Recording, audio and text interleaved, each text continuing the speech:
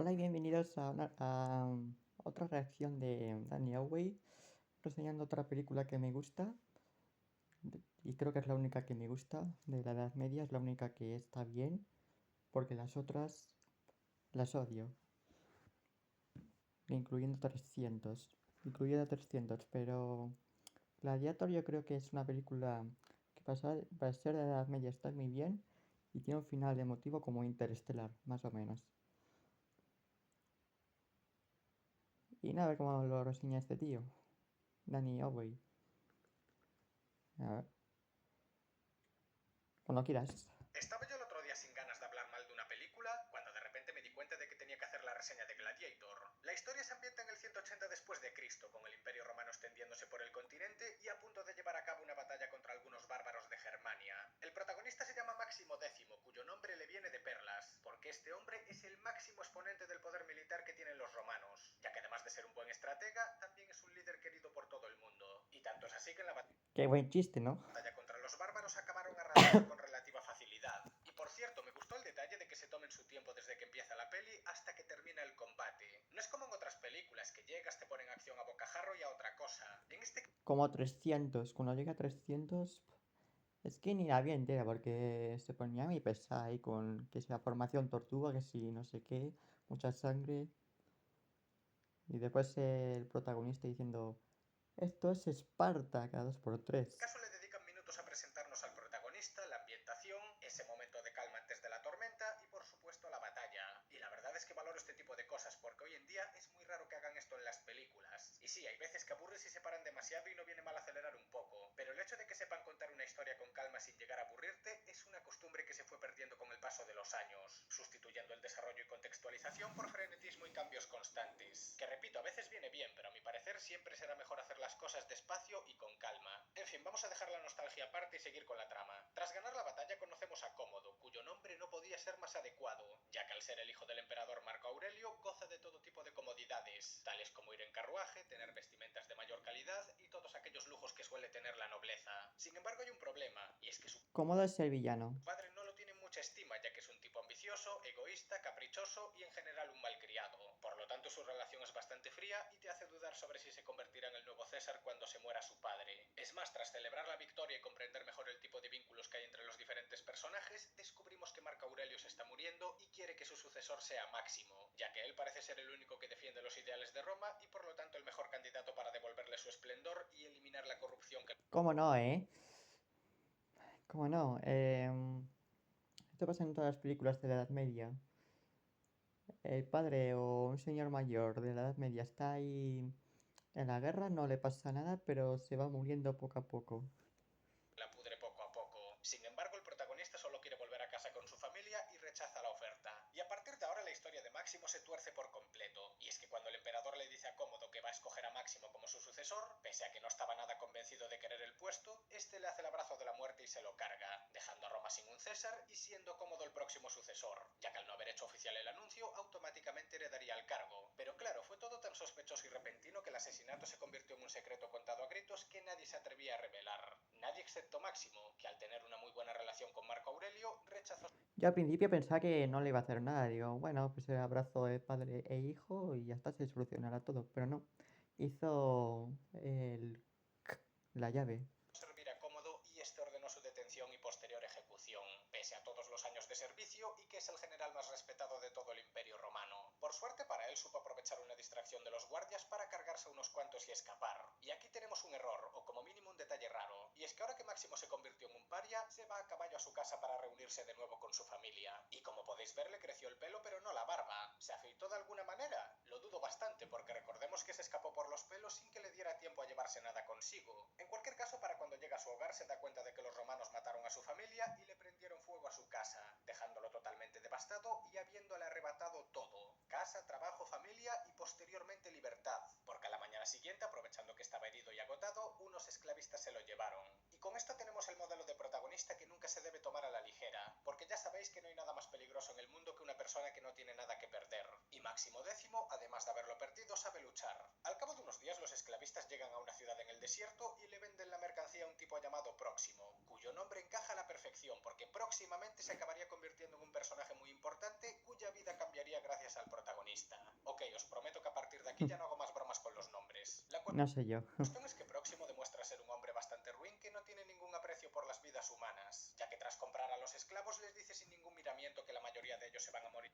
Esto de comprar los esclavos no es la única peli que lo hace, sino que en la de Espartaco también compraba esclavos. Un tío que no sé cómo se llama, se me ha olvidado. En la arena y que lo único que quiere de ellos es que le hagan generar beneficios. Así que más pronto que tarde empiezan los combates y Máximo sobrevive gracias a sus habilidades en el ejército, hasta tal punto que poco a poco se va ganando un nombre y se vuelve bastante popular en la arena. Mientras tanto, Cómodo se pone cómodo en su posición como emperador y demuestra ser bastante irresponsable, ya que al poco de llegar ya tiene bulla con los senadores y cuestiona el futuro de Roma, aunque en parte tiene razón, ya que tal y como dijo Marco Aurelio previamente, la ciudad estaba cayendo ante la corrupción y los senadores la estaban llevando a la ruina. Pero claro, si sus motivaciones fuesen razonables no habría problema, pero su intención es la de pasar el trapo con toda esa gente y hacer unos juegos para ganarse al pueblo, así que aunque su crítica parecía acertada, la motivación que lo llevó a plantearla es egoísta para variar. Volviendo con Máximo, que tal y como dije se convirtió en el ojito derecho de Próximo debido a su popularidad, se nos revela que va a participar en los Juegos de Roma y su jefe le dice que si consigue ganarse a la gente y salir victorioso de los Juegos, se ganará su libertad.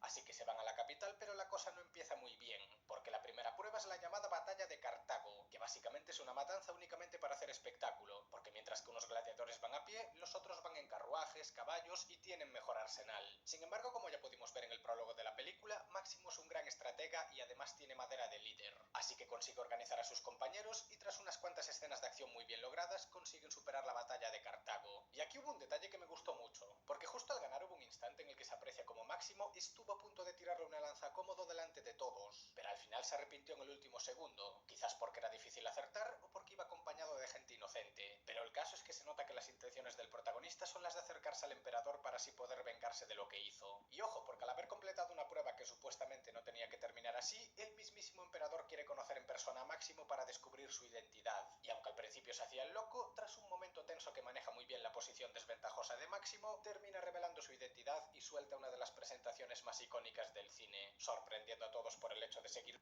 Y me gusta porque suena la música típica de Gladiator, la de... O no sé cuál era. vivo y más importante todavía, demostrándole a Cómodo que el pueblo lo quiere más a él pese a ser un esclavo que al propio César. De hecho, que le hayan mentido diciéndole que Máximo estaba muerto demuestra el poco respeto que le tienen incluso sus propios hombres. Y esto va a condicionar mucho la historia a partir de aquí, porque claro, supuestamente se podría resolver de forma muy sencilla. Simplemente el emperador ordena su ejecución y San se acabó. Pero recordemos que en el consejo no simpatizan mucho con él y la intención de celebrar unos juegos era precisamente la de ganarse al pueblo. Si ahora de repente se carga el mejor gladiador de todos y les quita el espectáculo, va a conseguir justo lo contrario. Y por ese motivo ambos personajes están en jaque el uno con el otro. Uno por ser un esclavo a merced de un tirano y otro por no poder usar todo su poder para liquidarlo. Y este concepto será el que defina la película a partir de aquí. Ya cuando termina el combate, Lucila se va a ver a Máximo para pedirle ayuda y contarle un plan que tienen ella y un senador para derrocar a Cómodo. Porque claro, esta chica fue su amante en el pasado y además es la hermana del César. Pero como en el momento que le arruinaron la vida no hizo nada por evitarlo, el protagonista no le tiene mucho aprecio y la manda al carajo básicamente. Siguiendo la rutina, al día siguiente Máximo tiene otro combate, y de nuevo las condiciones son muy desventajosas para él, ya que el emperador lo quiere muerto a toda costa. Sin embargo, una vez más se las apaña para ganar el combate, y al perdonarle la vida a su rival se gana todavía más el respeto del pueblo. Pero claro, viendo cómo va la cosa, el protagonista es consciente de que a este ritmo poco va a durar, ya que es cuestión de tiempo que le pongan una prueba imposible y la acabe palmando. Entonces, gracias a la ayuda de Cicerón, que era su antiguo escudero, consigue contactar otra vez con Lucila y esta vez sí que se reúne con el senador rebelde para derrocar a Cómodo. Resulta que el plan es liberar a Máximo para que se reúna con sus tropas en las afueras y dé un golpe de estado militar en Roma, ya que recordemos que los soldados lo respetan mucho, y de primeras parecía un buen plan, pero por culpa del hijo de Lucila, que se va de la lengua jugando, Cómodo acaba descubriendo todo el plan y captura al senador, amenaza a Lucila con cargarse a su hijo si se atreve a conspirar contra él otra vez, y Máximo se ve obligado a forzar la huida, que por cierto, debido al vínculo que tuvo con Próximo y lo identificado que se sentía con él, no solo liberó a Máximo, sino a todos los gladiadores, sacrificando su propia vida y liándola de Dios con la guardia pretoriana. Sin embargo, en esta película no siguen la fórmula convencional, porque en cualquier otro largometraje Máximo habría logrado huir y conquistar Roma en su regreso, pero en este caso Cómodo se anticipó a todo y pese a los esfuerzos realizados el protagonista cae en la trampa y lo terminan atrapando, habiéndole arrebatado su última carta para alcanzar la libertad.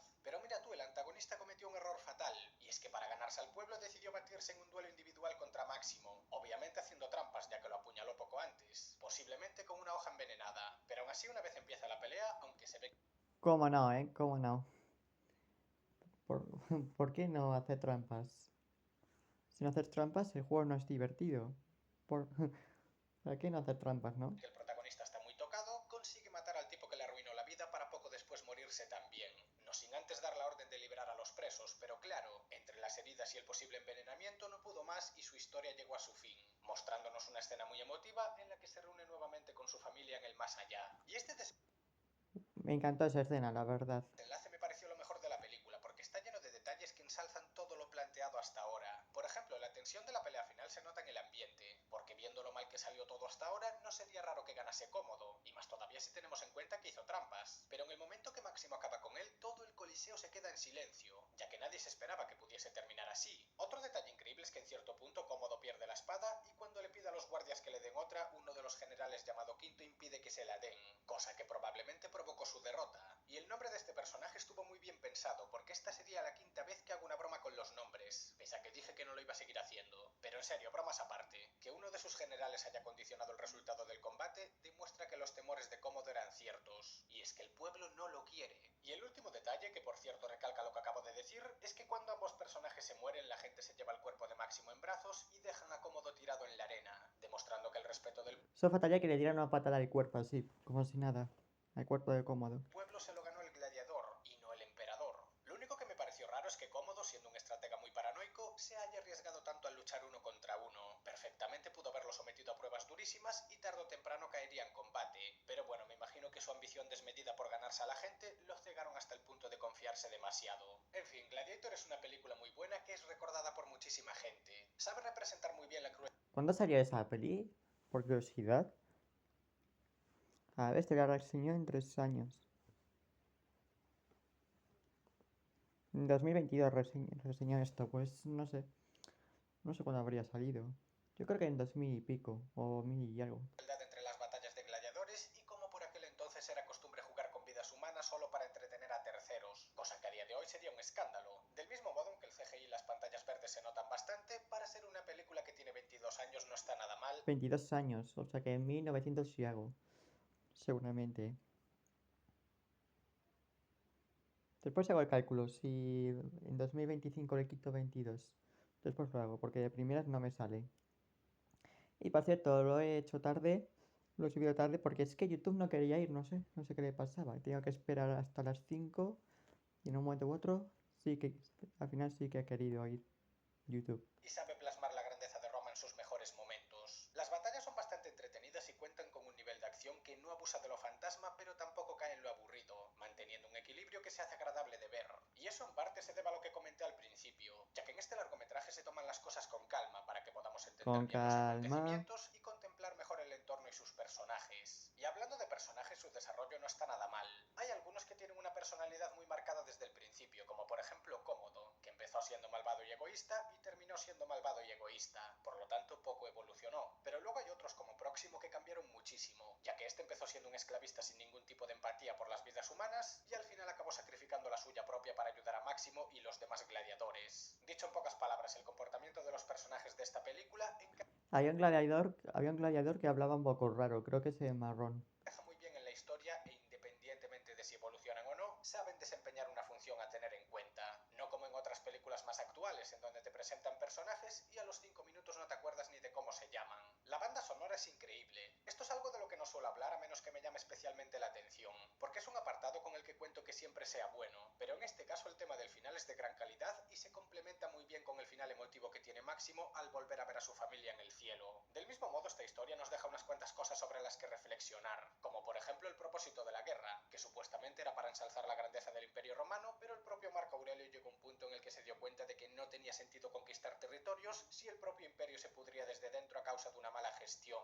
Y a su vez Máximo, pese a ser el general más respetado de todos, en realidad solo quería volver a ver a su familia para vivir tranquilo. Simplemente era soldado para ganarse el pan, pero nada más. Luego también está el tema de las relaciones padre e hijo, ya que si el emperador hubiese educado mejor a Cómodo y no tuviese una relación tan fría con él, nada de esto habría pasado. Por otro lado tenemos el valor de la libertad, que la ausencia de esta es lo que predomina durante todo el largometraje, haciendo hincapié en lo valiosa que es y la poca importancia que se le da hasta que se pierde. Y por último está el saber la diferencia entre un líder y un jefe, ya que independientemente de la posición ejercida, Máximo siempre tuvo más respeto que Cómodo, ya que sus actos lo definían como persona. Por ende, aunque uno de ellos era emperador, la gente tenía más aprecio al esclavo. Con respecto a la fidelidad histórica pasa lo mismo que con 300 y su secuela, y es que hay bastantes incongruencias, pero por lo menos no son tan exageradas como poner monstruos y movidas así, ya que en este caso dichas incongruencias son más leves, como por ejemplo que Marco Aurelio tenga 3 hijos más.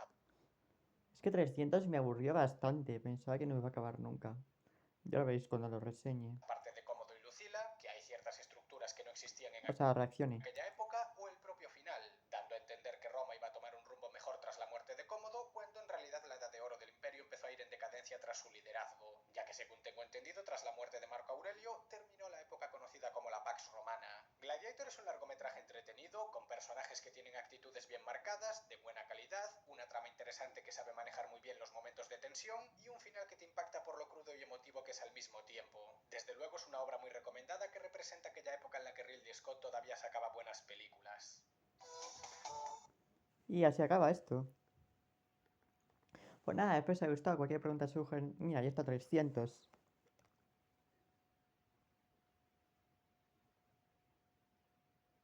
¿Lo reaccionamos ahora? Nah, lo dejo. Espero que os haya gustado. Cualquier pregunta o sugerencia por los comentarios o el martes en instituto o like si queréis sin nada. Y eso y hasta el próximo vídeo. Que igual es la reacción a Poppy Playtime, capítulo 5, el tráiler, que todavía no lo reaccionó. Así soy yo. Digo un día que lo voy a reaccionar y al final nunca lo reacciono. Chao.